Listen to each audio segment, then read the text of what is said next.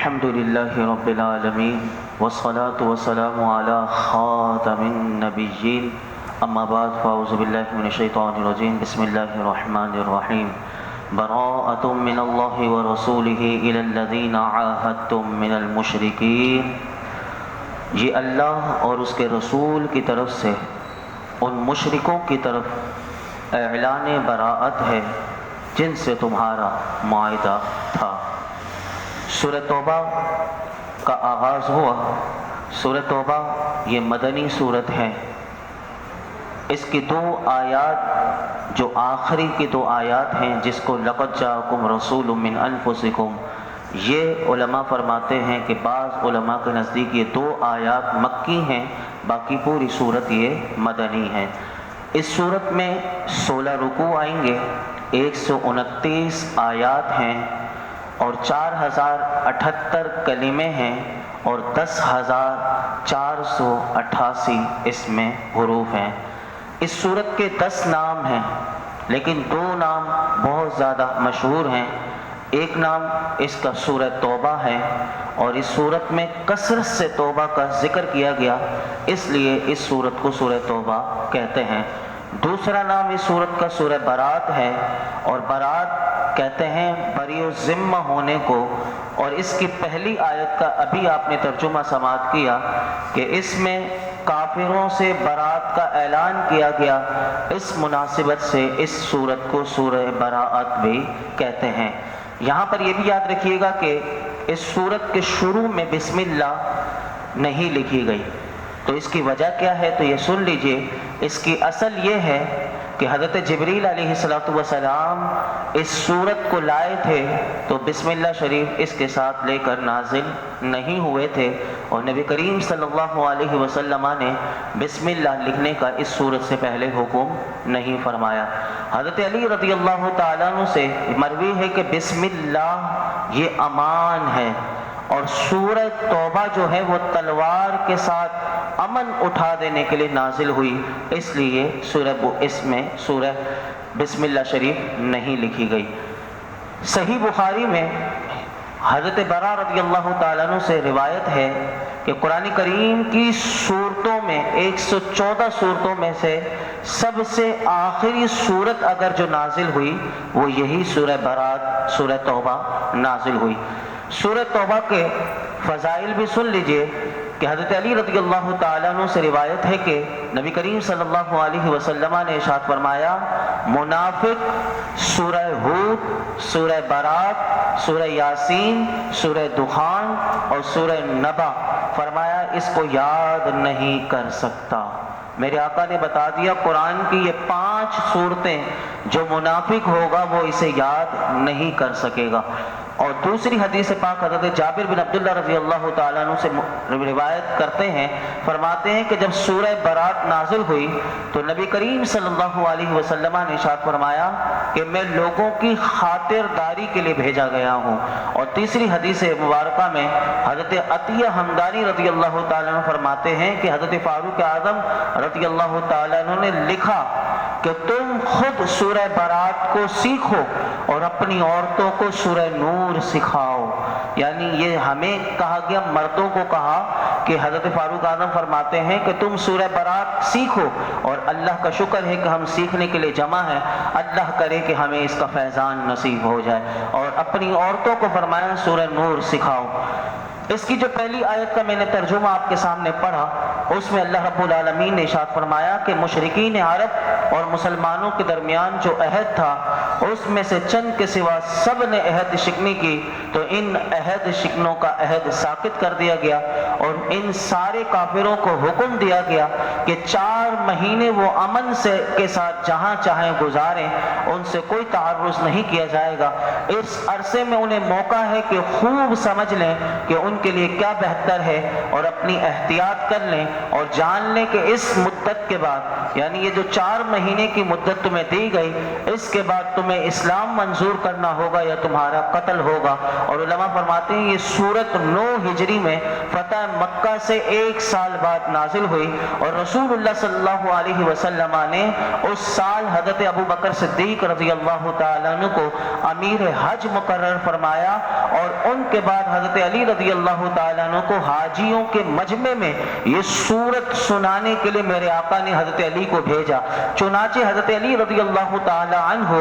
آپ نے 10 ذی الحجہ جو قربانی کا پہلا دن ہوتا ہے، اس دن آپ نے جمرۂ عقبہ جو بڑا شیطان ہے اس کے پاس کھڑے ہو کر آپ نے وہاں ندا کی، یا ایھا الناس، اے لوگو میں تمہاری طرف رسول اللہ صلی اللہ علیہ وسلم کا بھیجا ہوا ہوں اور انہی کی طرف سے میں آیا ہوں۔ لوگوں نے آپ سے، حضرت علی سے کہا کہ آپ حضور کی طرف سے کیا پیغام لائے ہیں؟ تو آپ نے فرمایا کہ اس وقت آپ نے سورہ برات کی 30 یا 40 آیات کی تلاوت فرمائی اور فرمایا کہ میں حضور کی طرف سے 4 حکم لے کر آیا ہوں۔ نمبر 1 یہ فرمایا اب اس سال کے بعد کوئی مشرک کعبہ معظمہ کے پاس نہ آئے، پہلا حکم یہ ہے۔ دوسرا حکم یہ ہے کہ کوئی شخص برہنہ ہو کر کعبے کا طواف نہ کرے، یعنی پہلے کعبے کا طواف برہنہ ہو کر یعنی ننگے ہو کر ہوتا تھا، اس سال سے فرما دیا گیا 9 ذی الحجہ میں کہ آج کے بعد کوئی خانہ کعبہ کا برہنہ ہو کر طواف نہ کرے۔ تیسرا حکم میرے آقا نے مجھے یہ دے کر بھیجا کہ جنت میں مومن کے سوا کوئی داخل نہ ہوگا، اور چوتھا حکم حضور نے یہ دے کر بھیجا ہے کہ جس کا رسول اللہ صلی اللہ علیہ وسلم کے ساتھ وعدہ ہے وہ اپنے عہد اپنی مدت تک رہے گا، اور جس کی مدت معین نہیں ہے اس کی میعاد 4 ماہ پر ختم ہو جائے گی۔ تو مشرکین نے یہ سن کر کہا اے علی اپنے چچا کے فرزند یعنی رسول اللہ صلی اللہ علیہ وسلم کو خبر دیجئے کہ ہم نے آپ کے عہد کو پسے پش پھینک دیا، ہمارے اور ان کے درمیان نیزہ بازی اور تیغ زنی کے سوا کوئی عہد نہیں۔ علماء فرماتے ہیں کہ یہ تو اس پہلی آیت کی میں نے آپ کے سامنے مختصر تفسیر رکھی، لیکن علماء فرماتے ہیں اس واقعے میں غور کرو تو صدیق اکبر رضی اللہ تعالیٰ عنہ کی خلافت کی طرف ایک لطیف اشارہ اس آیت کے شان نزول میں ملتا ہے کہ نبی کریم صلی اللہ علیہ وسلم نے حضرت ابو بکر صدیق رضی اللہ تعالیٰ عنہ کو امیر حج بنایا اور حضرت علی کو ان کے پیچھے بھیجا کہ سورہ برات پڑھنے کے لیے حضرت علی کو بھیجا۔ تو علماء فرماتے ہیں یہاں سے پتہ چلا کہ حضرت ابو بکر امام ہوئے اور حضرت علی مقتدی ہوئے، تو یہاں سے پتہ چلا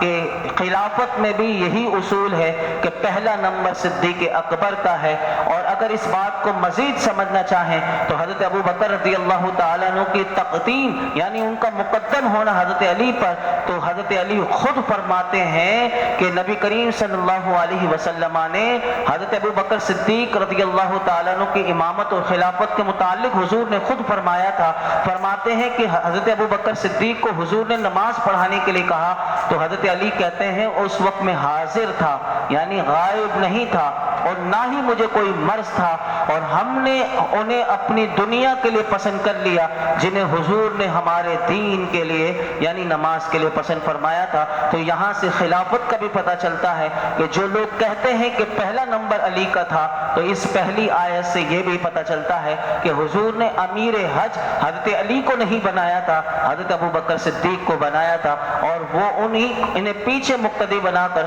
سورہ برات سنانے کے لیے بھیجا تھا۔ آگے ارشاد فرمایا فَسِيحُوا فِي الْأَرْضِ أَرْبَعَةَ أَشْهُرٍ وَاعْلَمُوا أَنَّكُمْ غَيْرُ مُعْجِزِ اللَّهِ وَأَنَّ اللَّهَ مُخْزِي الْكَافِرِينَ۔ تو اے مشرکو تم 4 مہینے تک زمین میں چلو پھرو اور جان لو کہ تم اللہ کو تھکا نہیں سکتے، اور یہ کہ اللہ کافروں کو ذلیل و رسوا کرنے والا ہے۔ اس آیت کا مختصر خلاصہ یہ ہے اے مشرکو تم 4 مہینے تک زمین میں امن و امان سے چلو، اس کے بعد تمہارے لیے کوئی امان نہیں، اور ساتھ ہی اس حقیقت کو ذہن نشین رکھنا کہ تم اللہ کو تھکا نہیں سکتے، اور اس مہلت کے باوجود بھی یہ یاد رکھنا کہ تمہیں جو 4 مہینے کی مہلت ملی ہے اس کے باوجود بھی یاد رکھنا کہ تم اس کی گرفت سے نہیں بچ سکتے، اور یہ بھی جان لو کہ اللہ رب العالمین کافروں کو دنیا میں قتل کے ساتھ اور آخرت میں اپنے عذاب کے ساتھ رسوا کرنے والا ہے۔ آگے ارشاد فرمایا وَأَذَانٌ مِّنَ اللَّهِ وَرَسُولِهِ إلى الناس يوم الحج الأكبر أن الله بريء من المشركين ورسوله فإن تبتم فهو خير لكم وإن توليتم فاعلموا أنكم غير معجز الله وبشر الذين كفروا بعذاب أليم. اور یہ اللہ اور اس کے رسول کی طرف سے تمام لوگوں کی طرف بڑے حج کے دن اعلان ہے کہ اللہ مشرکوں سے بری ہے اور اس کا رسول بھی. تو اگر تم توبہ کرو تو تمہارے لیے بہتر ہے، اور اگر تم منہ پھیر لو تو جان لو کہ تم اللہ کو تھکا نہیں سکتے، اور کافروں کو دردناک عذاب کی خوشخبری سنا دو. حضرت حسن رحمۃ اللہ علیہ فرماتے ہیں اس آیت کی تفسیر میں کہ جس سال حضرت ابو بکر صدیق رضی اللہ تعالیٰ عنہ نے حج کیا تھا اس سال مشرکین نے بھی حج میں وہ جمع تھے اور مسلمان صحابہ بھی حج میں جمع تھے، اس لیے اس کو حج اکبر فرمایا قرآن نے. اور امام عبداللہ احمد بن نسوی رحمۃ اللہ علیہ اس آیت کی تفسیر میں فرماتے ہیں کہ یہ جو یوم کہا اس یوم سے مراد عرفہ کا دن ہے، کیونکہ وقوف عرفہ یہ حج کے ارکان میں سے رکن اعظم ہے. فرماتے ہیں یا اس سے مراد یوم نحر ہے، کیونکہ حج کے زیادہ تر افعال وہ 10 ذی الحج کو ہوتے ہیں اور اسی دن طواف ہوتا ہے، اسی دن قربانی ہوتی ہے، اسی دن سر منڈانا ہوتا ہے اور اسی دن رمی ہوتی ہے. اس لیے اس حج کو حج اکبر اس لیے فرمایا کہ اس زمانے میں عمرے کو حج اصغر کہا جاتا تھا اور حج کو حج اکبر کہا جاتا تھا. لیکن یہاں پر ایک بات جو عوام میں مشہور ہے، عوام یہ کہتی ہے کہ جمعے کے دن اگر حج آئے اور عرفہ کا دن 9 ذی الحج ہو تو وہ حج اکبر ہوتا ہے. تو علماء فرماتے ہیں اس کے ثبوت میں اگرچہ کوئی واضح حدیث تو موجود نہیں کہ یہ حج اکبر ہی ہوگا کہ جو جمعے کے دن ہو، لیکن علماء کہتے ہیں یہ کہنا بھی غلط نہیں، کیونکہ بکثرت روایات سے اس دن کا حج اکبر ہونا بھی ثابت ہے. اور علامہ ملا علی قاری رحمۃ اللہ علیہ نے اس دن کے حج اکبر ہونے پر ایک پورا رسالہ لکھا ہوا ہے. اگر کوئی پڑھنا چاہے تو وہ پڑھ سکتا ہے کہ اگر جمعے کے دن حج ہو تو وہ حج اکبر ہوتا ہے. تو ملا علی قاری رحمۃ اللہ علیہ نے وہ رسالہ لکھا، اس کا نام الحظ الاوفر فی الحج الاکبر. اس میں پورے دلائل کے ساتھ آپ نے لکھا ہے. اور ایک علماء نے جو لکھا وہ یہ بات کہ جو حج حضور کے حج کے موافق ہو اس لیے اسے حج اکبر کہا گیا، کیونکہ حضور نے جس دن حج کیا تھا وہ جمعے کا دن تھا، اسی لیے اس نسبت سے بھی حج اکبر کہا جاتا ہے. آگے ارشاد فرمایا الا الذين عاهدتم من المشركين ثم لم ينكثوكم شيئا ولم يظاهروا عليكم احدا فاتموا اليهم عهدهم الى مدتهم ان الله يحب المتقين. مگر وہ مشرکین، یہ دیکھیے یہ ہے تعلیمات کہ کس سے وعدہ ہوا تو کس سے پورا کرنا ہے نہیں کرنا، چاہے وہ مشرک ہے کافر ہے، لیکن اللہ کا کلام کیسا سکھا رہا ہے. فرمایا کہ مگر وہ مشرکین کہ جن سے تمہارا معاہدہ تھا پھر انہوں نے تمہارے معاہدے میں کوئی کمی نہیں کی اور تمہارے مقابلے میں کسی کی مدد نہیں کی، تو ان کا معاہدہ ان کے مقررہ مدت تک پورا کرو. بے شک اللہ پرہیزگاروں سے محبت فرماتا ہے. اس سورت کے شروع میں چونکہ یہ اعلان کر دیا گیا تھا کہ آئندہ 4 ماہ تک کافروں سے معاہدہ برقرار رہے گا اور اس کے بعد ختم، لیکن یہاں پر اللہ نے مزید وضاحت کر کے بتا دیا کہ محبوب جن کے ساتھ تمہارا معاہدہ ہے وہ معاہدے کے پابند ہیں، اور انہوں نے تم سے جو معاہدے کی شرطیں کی تم نے ان سے کی تھی وہ معاہدے کی شرطوں کو انہوں نے پورا کیا ہے. تو محبوب تم بھی ان سے معاہدہ پورا کرو، اور 4 مہینے ختم ہونے پر بھی ان کا معاہدہ ختم نہیں ہوگا. علماء کہتے ہیں یہ وہ لوگ تھے جن کو بنی زمرہ کہتے ہیں، اور یہ کنانہ ایک قبیلے کے لوگ تھے اور ان کی مدت ابھی ختم ہونے میں 9 مہینے باقی تھے، اس لیے اللہ نے ان کے لیے الگ سے وضاحت حکم نازل کر دیا. آگے ارشاد فرمایا فَإِذَا انْسَلَخَ الْأَشْهُرُ الْحُرُمُ وَاقْتُلُوا الْمُشْرِكِينَ حَيْثُ وَجَدتُّمُوهُمْ وَخُذُوهُمْ وَاحْصُرُوهُمْ وَاقْعُدُوا لَهُمْ كُلَّ مَرْصَدٍ فَإِن تَابُوا وَأَقَامُوا الصَّلَاةَ وَآتَوُا الزَّكَاةَ فَخَلُّوا سَبِيلَهُمْ إِنَّ اللَّهَ غَفُورٌ رَحِيمٌ۔ پھر جب حرمت والے مہینے گزر جائیں تو مشرکوں کو مارو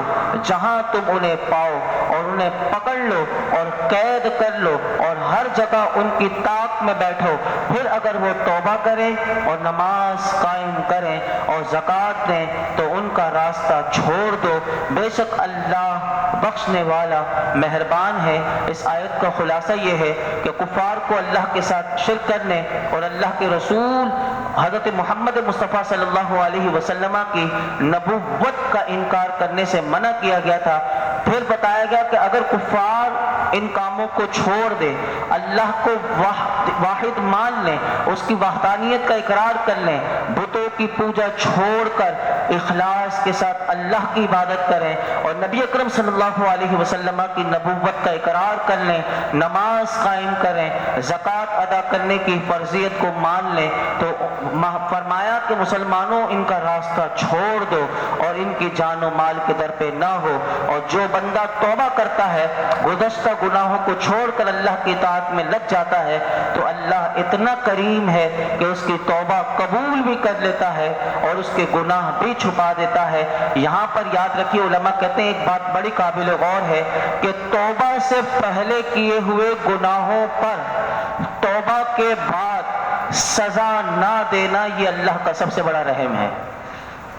ہونا تو یہ چاہیے تھا کہ بندے نے توبہ کر لی، لیکن جو پہلے جرم کیے تھے اس کی سزا تو ملنی چاہیے، عقل یہ کہتی ہے، لیکن اس رب کریم کا کرم دیکھیے کہ اس کا بندہ اگر گناہوں سے توبہ کر لے تو جو اس کے گناہ تھے وہ ان گناہوں کی سزا نہیں دیتا بلکہ گناہ معاف بھی کر دیتا ہے، اور بندہ سچے اخلاص کے ساتھ اگر آ جائے تو اس کی کرم، اس کا رحمت تو اتنی برستی ہے کہ وہ گناہوں کو بھی نیکیوں میں تبدیل کر دیتا ہے۔ وہ یہ 12ویں پارے میں آئے گا، وہ ہم سماعت کریں گے۔ اور یہ بھی یاد رکھیے گا کہ اس آیت میں حرمت والے مہینوں سے مراد وہ مہینے ہیں جو کفار کو 4 مہینے جو اللہ نے دیے تھے،